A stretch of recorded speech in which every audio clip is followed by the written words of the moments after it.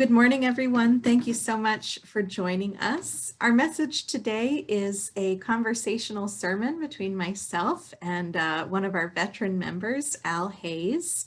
A couple of months ago, Al, just by nature of the fact that he thought that I might be curious, sent me this text that he wrote several years ago, and it's called A Spiritual Journey, Thoughts and Reflections on Finding Meaning in One's Existence.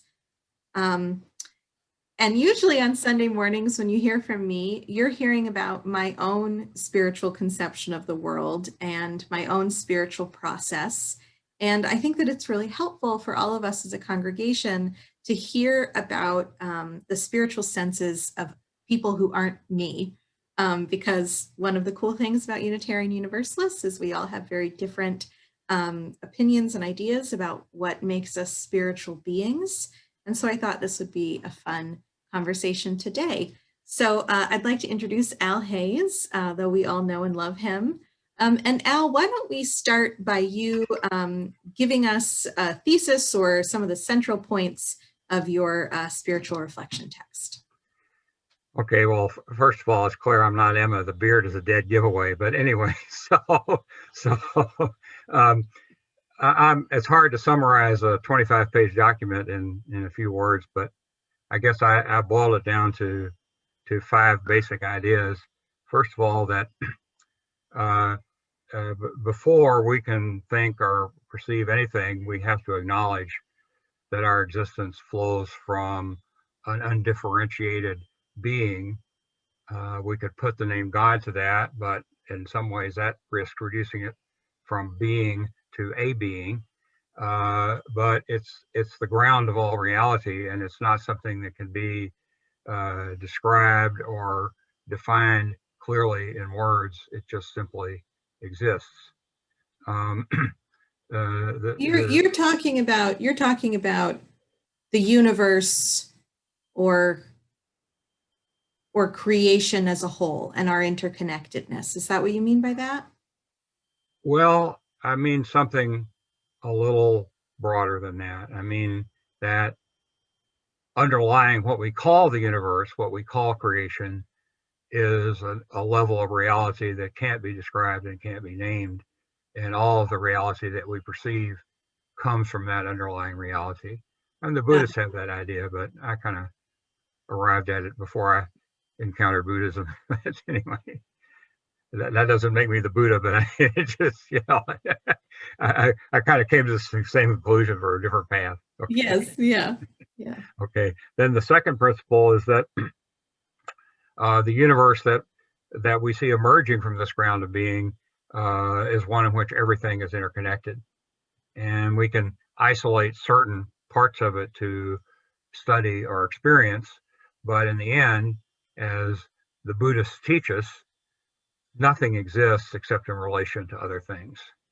And we can intuit this interconnectedness, but also I think ultimately the scientific methods, everything that we've done so far with it points us to interconnectedness. There's nothing, scientific method doesn't even make sense without interconnectedness. And then the third point is the universe is going to go on existing whether there are humans in it or not. Okay, let's face it. And so in that sense, you could say that the universe is indifferent to human existence. So it's up to us working individually or together to create meaning in our lives. And it's not dictated by some external force or entity. On the other hand, the universe does give us the tools to do that. It's a gift from the universe that we have the tools of our brains and our hearts that we can do that. And then the fourth thing is that human beings have a very highly developed consciousness. We're not only aware of ourselves in the world, but we're aware of being. We are aware of being aware. We're observers of our existence as well as experience our existence. And so that means that our consciousness always transcends any one set of statements that we can make about ourselves or about the world. We're always asking, well, what's beyond that? What goes beyond that? And this creates a chronic sense of insecurity in people. And people try to run from that insecurity by uh, uh, adopting absolutist beliefs. This is reality, and they get very uptight if you challenge that. And finally, for me, the basis of morality is acknowledging our interconnectedness and to all beings and acting in a way that improves the existence of ourselves and other people and the planet. So those are my 5 basic ideas. I appreciate all of those ideas, and especially that last point about the basis of morality being our inextricable interconnectedness, because that's often an argument that you hear from religious people against non-theists, that non-theists lack morality, and if they don't have the doctrine that explains to them the center of their morality, then humans don't have morality. And atheists often respond to that by saying, well, human beings are born with the ability to determine their own moralities. And what does it say about a theist that they need theology to inform their morality? So I like that. I like that from a UU position, that our morality and our desire to do good in the world and to do right by one another comes from the fact that we're all interconnected. I appreciate that. I do have some questions that I have come up with to kind of guide this conversation. And I guess I'm curious, you mentioned in this third and fourth point about how human beings don't need to exist for the universe to sustain itself. We are only sustained through the universe, but really, in essence, we perhaps do more harm to our environment than good. And I think that that's something that is morally and existentially really hard for a lot of us to accept. And then you make this point about how humans, and you can look at this in relation to other species and other mammals, humans do have this very large consciousness. We're aware of our being and our existence in the world, and we have this ability to ask questions about our existence. And often those questions lead to this sense of existential dread. I talk a lot about how especially in the West, people are very phobic about our mortality, and that's connected to existential dread. And so I'm wondering about your own consciousness and your own journey of asking questions, whether those questions are scientific or spiritual in nature. What are some of those questions that you've asked yourself? And I know that you talk about it in this, you have satisfying answers, interconnectedness, and our own consciousness and how we connect to our own interconnectedness. But I'm curious if you could just talk a little more about, in the course of your life, some of those existential questions that you've asked yourself. Well, I'll mention that Jean-Paul Sartre uses the typical French bleak word for our reaction to our consciousness, la nausea, nausea. Yeah. Anyway, he wrote a play called that. But anyway, I guess when I was quite young, I left my traditional Christian beliefs, and for a long time I considered myself a pretty strict atheist. But as I began to explore, particularly when I got in grad school and was writing a kind of a philosophical dissertation, I really began to explore things more deeply.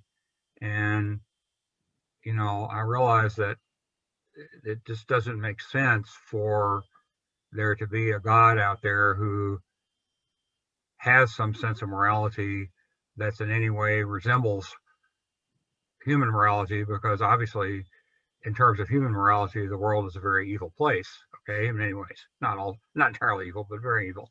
And so you have to come up with some other way, if you're going to not want to accept that there's a good God out there running things and telling us what to do, then you have to come up with some other way to justify the decisions that you make in life. And I think, first of all, you have to acknowledge this kind of, I don't want to call it non-rational, but super rational sense of connection that we need to develop with things as they are. We need to understand that our sense of connection somehow is beyond what we can give words to. It's an intuitive grasp of that. I think the Buddhists are really good at spelling that out.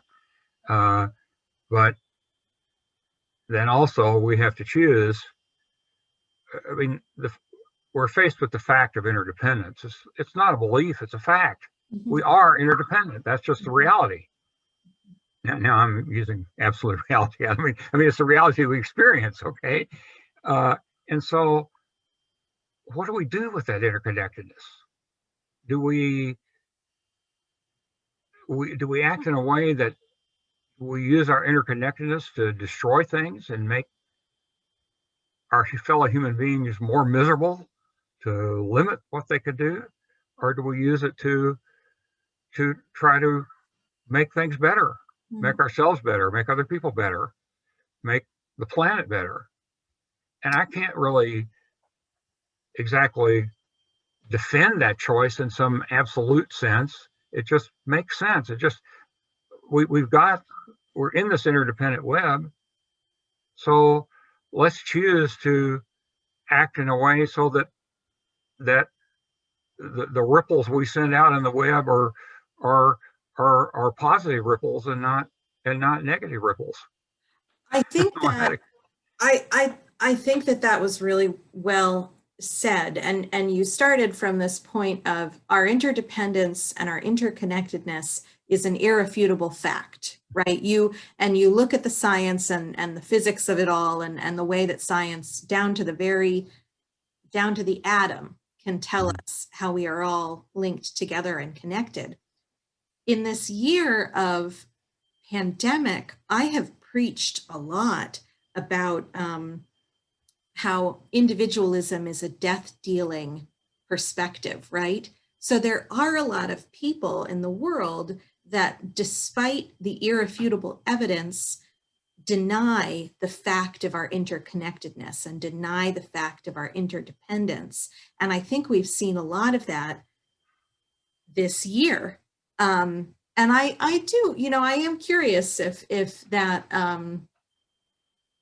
the cultural drive towards individualism, it's probably connected to our existential dread. It's probably connected to the denial of our own personal mortality. But I think that you and I are similar in our spiritual sense of the world, in that we both accept and find a lot of meaning in the fact of our interdependence and our interconnectedness, that life is meaningful because we are all connected. Well, and I think, people, a lot of the existential philosophers, I mean, there was a real change in intellectual thought, particularly after the Holocaust, that really shocked, because there was this notion before that people wanted freedom, that freedom was a good thing. And yet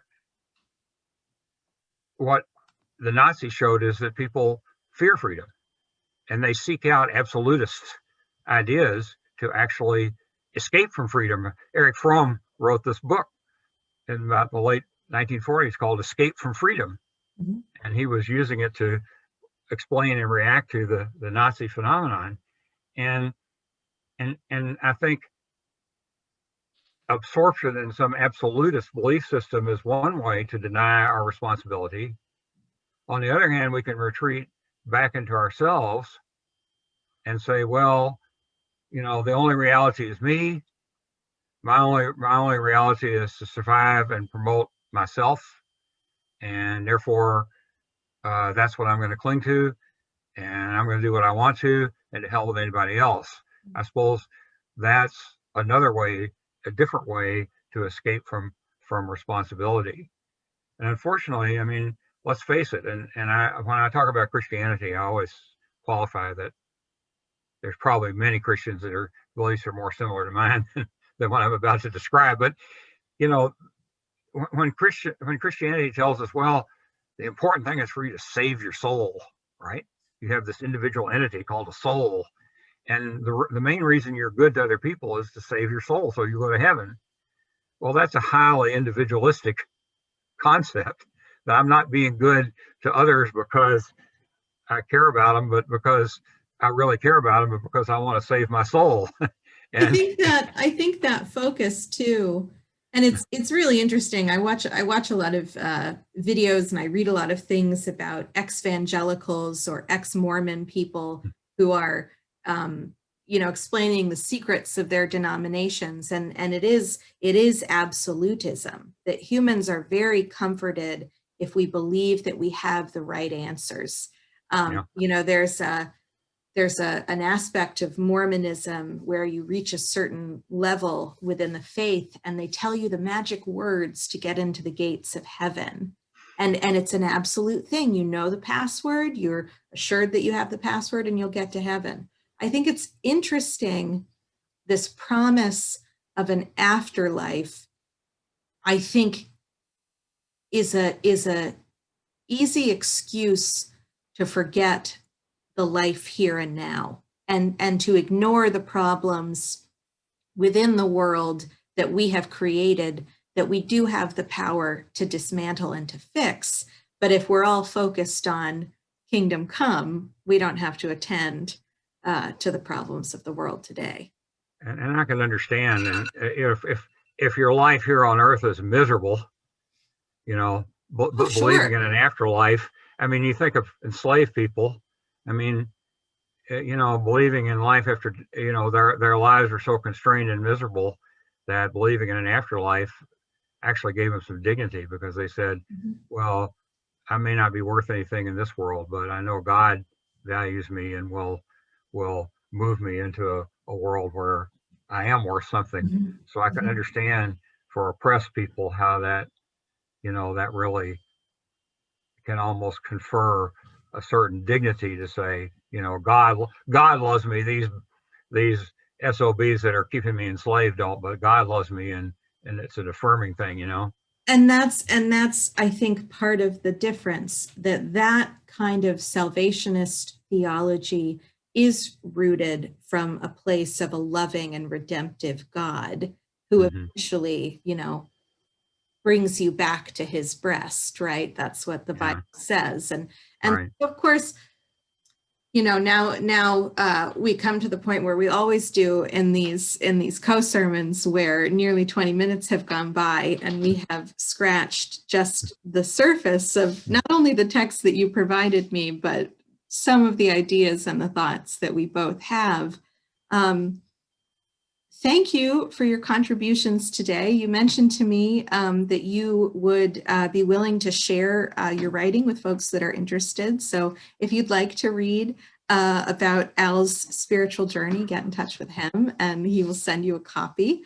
Al, do you have concluding thoughts or final thoughts before we end today? Well, we didn't talk too much about the scientific method in all this, and I think I really want, and I know some other UUs like my friend Lynn Brandt are very concerned about this too, to really get past this artificial separation between science and religion. They are two different tasks. They do two different kinds of things, but we need to see that, I mean, if the universe is interconnected and scientists is telling us about the interconnectedness, then that informs our spirituality. What the scientific method discovers should inform and enrich our spirituality. I mean, when I look at a picture of the Hubble Deep Field, that's a spiritual experience for me. Absolutely. All those galaxies out there, that's a spiritual experience, and I think I think we need more of that, you know? I agree. I agree. I think that it is a healthy thing for individual humans to have a bit of an ego check and to recognize that we are a part of creation and a part of this universe, and also a very small speck. And I agree with you. When I see pictures of the galaxy, or even when I see pictures of, or I'm at the ocean and I see how vast this world and this universe is, it's both very humbling and very comforting to me. I think about this a lot when I experience just sort of day-to-day human problems that, in the grand scheme of the universe, my broken coffee maker, is pretty inconsequential. So I can find it to be a pretty grounding experience sometimes. Yeah. Thank you so much, Al. Thank you for being with us today. Well, I appreciate the opportunity, and like I say, if anybody wants to read my thing and tell me I'm full of it, we'll have a discussion. Yeah, and probably will that'll be if someone has real disagreement. Hopefully you'll do that over coffee and not on. That's right. That's right. All right. Thank you, Al. Thank you very much.